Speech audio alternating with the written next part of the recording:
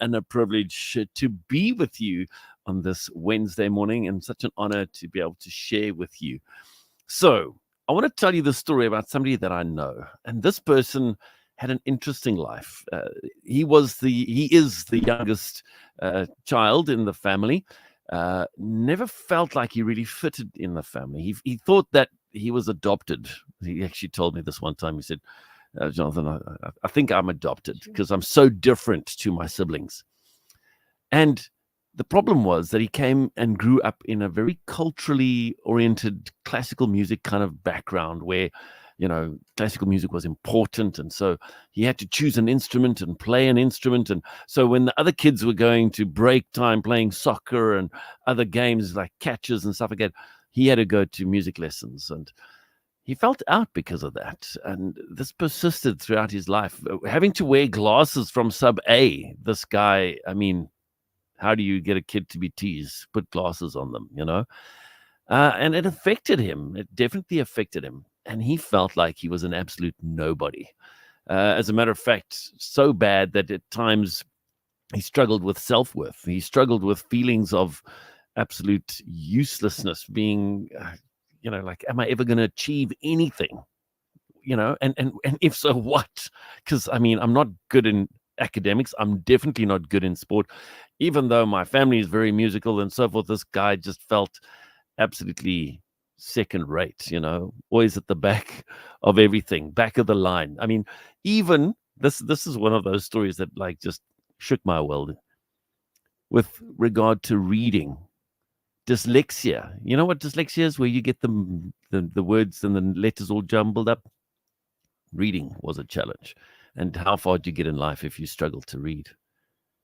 But this is where the story gets interesting. God came into his life and helped him to deal with those rejection issues, those self-worth issues. God spoke into his heart and said, surrender to me. And he chose to surrender his life to God. And in and through all of this, still feeling like a nobody, still feeling useless, this person said, God, here I am. I surrender my life to you. And if you want to use me, please do so. And God chose to use this person.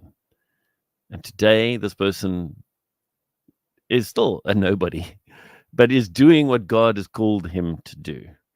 And the beauty is that lives are being impacted and touched and changed because of what God is doing, not because of who that person is.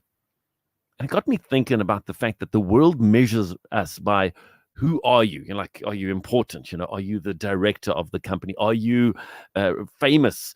Are you rich? Are you powerful? The world measures us by what have we achieved, Oh, wow, that guy ran the 100 meters in the fastest time when he was in grade 10, or, that person did this amazing thing or whatever else like that. But when it comes to God and him wanting to use us, he looks for nobodies. He looks for people who are just willing to obey. He looks for people who are willing to say, not me, but let them see Christ. And so this morning, I want to challenge you and I want to encourage you to look at the scriptures and remember that you have been crucified with Christ. It is no longer you who lives, but Christ who lives in you. And that life can bring great joy. That life can bring eternal life. And just being obedient, that's what it's about. So I really want to encourage you this morning. It's not about who you are from a worldly point of view. It's about whose you are, as in who you belong to.